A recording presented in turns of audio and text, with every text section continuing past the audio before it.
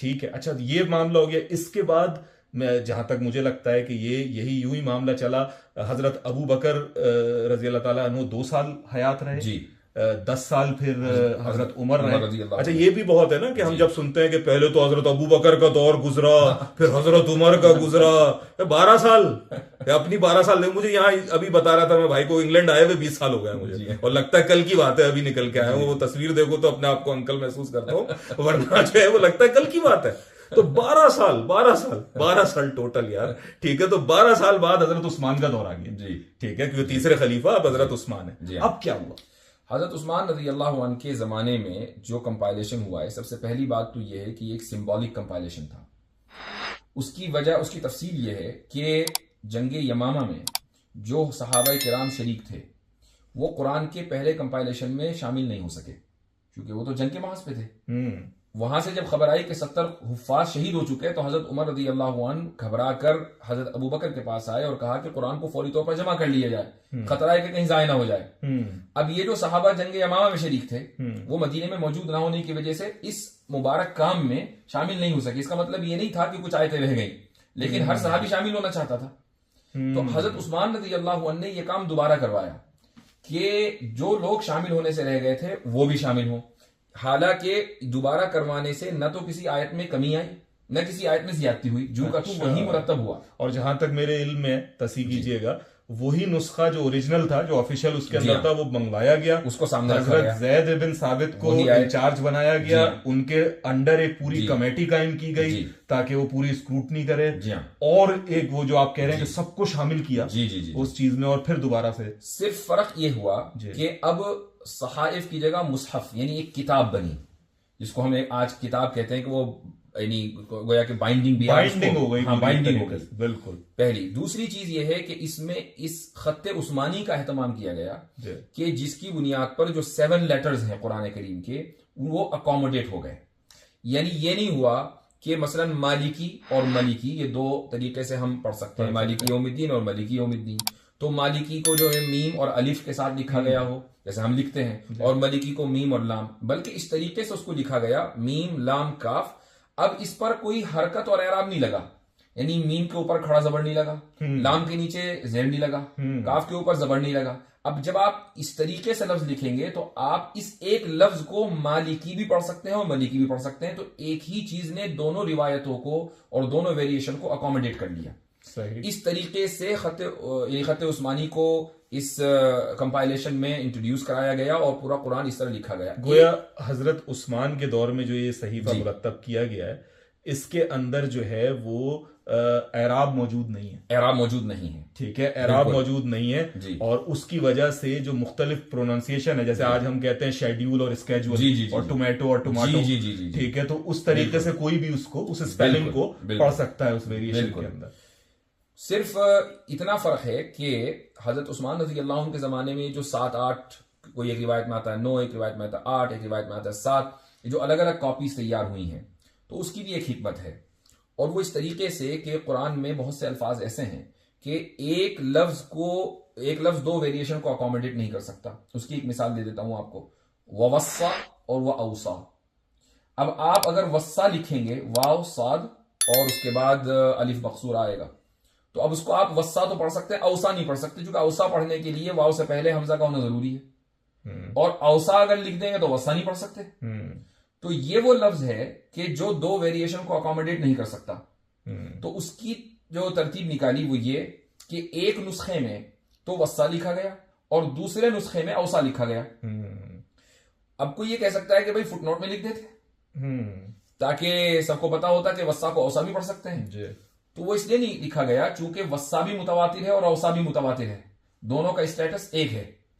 हाशिये में और फुटनोट में जो बात आती है, टेक्स्ट, एक्चुअल टेक्स्ट के मुकाबले में उसका स्टेटस लो होता है। तो अगर औसा को मसलन फुटनोट में लिख दिया जाता तो आज तक हम ये कह रहे होते कि वस्सा असल है, औसा जो है वो सेकेंडरी है, जबकि दोनों प्राइमरी है, चूंकि दोनों मुतवातिर हैं।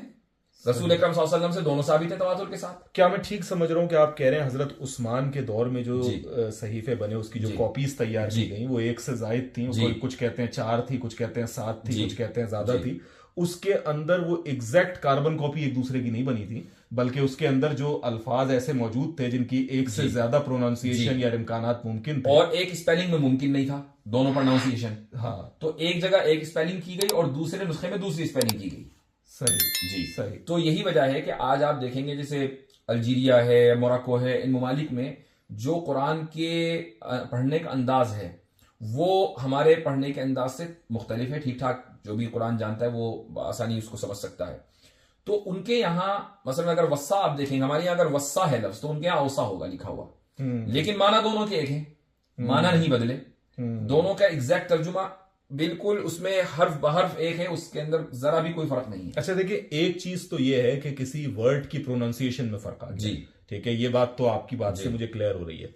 क्या ऐसा भी है कि कुछ अल्फाज ही मुख्तलिफ हुए हैं, कि एक जगह एक लफ्ज मौजूद है, दूसरी जगह उसके बिल्कुल अलग, यानी जो उससे कोई उसकी ये नहीं लग रहा कि कोई वेरिएशन है, बल्कि कोई एक अलग उसका सिनोनियम, कोई हम मानी या कोई ऐसा लफ्ज जो है ना उसकी जगह इस्तेमाल हुआ? जी हाँ। तो जैसे सूरह लैल में वमा खलक़त ज़कर वल उन्सा, हजरत उस्मान रज़ी अल्लाहु अन्हु के तैयार करदा मसाहिफ में से एक मसहफ में वज़कर वल उन्सा है, वमा खलक़ा नहीं है, माना में कोई फर्क नहीं आया। वमा खलक़ा पूरा वर्ड ही मौजूद नहीं है, अच्छा। लेकिन दोनों मुतवातिर हैं। फिर से बताइएगा। वमा खलक़त ज़कर वल उन्सा, ये लफ्ज हमारे यहाँ जो मुसहफ है उसमें मौजूद है, जो उस्मानी तो वो भी है, अच्छा वो भी उस्मानी है, सारे उस्मानी है, सही। लेकिन हमारे यहाँ जो रिवायत हफ्स है आप उसको कह लें, हाँ। तो वमा खलक़त ज़कर वल उन्सा पूरा जुमला मौजूद है, जबकि दूसरी जगह दूसरी जो क़िराअत है वो है वज़कर वल उन्सा, मा खलक़ा लफ्ज उसमें नहीं है मौजूद, सही, लेकिन माना में कोई फर्क नहीं है। अच्छा, माना एग्जैक्ट वही है, सही। तो अगर आप पूरा जुमला देखेंगे तो आपको अंदाजा हो जाएगा कि मा खलक़ा के गिरने के बावजूद, ना होने के बावजूद माना में रत्ती बराबर कोई फर्क नहीं आया। लेकिन इससे एक बात तो साबित हो रही है कि यहाँ पर हर्फ जो है, या ये कहिए हर्फ के बजाय लफ्ज वो ये हो सकता है कि हो या ना हो, लेकिन पैगाम वही पहुंचे, पैगाम वही है। तो बेसिकली जो हम ये कह रहे हैं कुरान मजीद की जब हम हिफाजत की बात करते हैं, तो क्या हम लफ्ज ब लफ्ज हर्फ ब हर्फ की बात कर रहे हैं, या हम ये कह रहे हैं कि ये मानी और मफहूम के साथ? नहीं, हम लफ्ज ब लफ्ज और हर्फ ब हर्फ की बात कर रहे हैं, लेकिन ये उस लफ्ज ब लफ्ज की कि जो रसूल अकरम सल्लल्लाहु अलैहि वसल्लम से हम तक पहुंचा है। सही बात। आप सल्लल्लाहु अलैहि वसल्लम से एक आयत के 2 लफ्ज पहुंच सकते हैं, 4 लफ्ज पहुंच सकते हैं। क्या बात है। अच्छा, यहां पर मैं अब आपकी वजाहत करूं इस चीज के ऊपर, और इस चीज पे गौर करें। मैं भी चाहूंगा कि यासिर भाई जहां मैं गलती कर रहा हूं वहां मेरे फौरन कान जो है ना खींच दीजिए आप।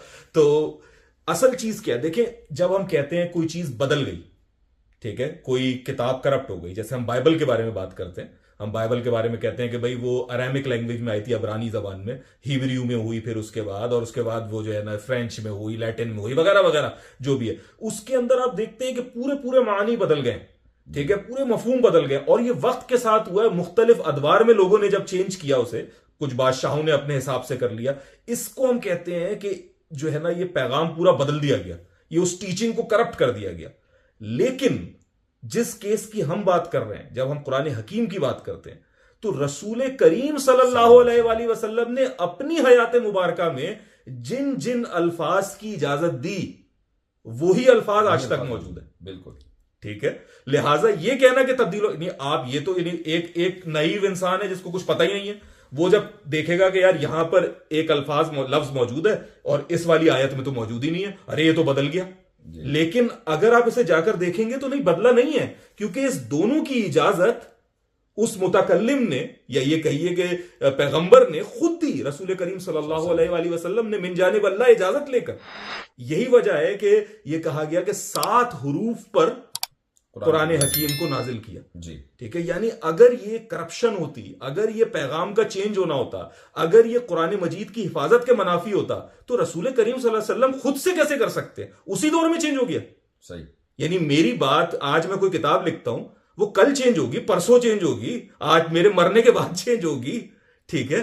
लेकिन मेरी जिंदगी में मैं किताब दे रहा हूं और मैं कह रहा हूं कि यार यहां पे जो मैंने लिखा है, ये इसको टोमेटो भी पढ़ सकते हो, इसे टोमेटो भी पढ़ सकते हो, इसे शेड्यूल भी पढ़ सकते हो, इसे स्केजुअल भी पढ़ सकते हो, ठीक है। और कोई सिनोनियम भी बता देता हूं कि भाई ये लफ्ज जो है ना, जो मैं अपना बयान करना चाह रहा हूं, ये चूंकि बहुत पुरमगज लफ्ज है, तो इसके जो है ना 2 अल्फाज हो सकते हैं, ये लफ्ज भी ठीक है इस्तेमाल कर लो, ये लफ्ज भी ठीक है, ये दोनों जो है ना मेरी जानिब से।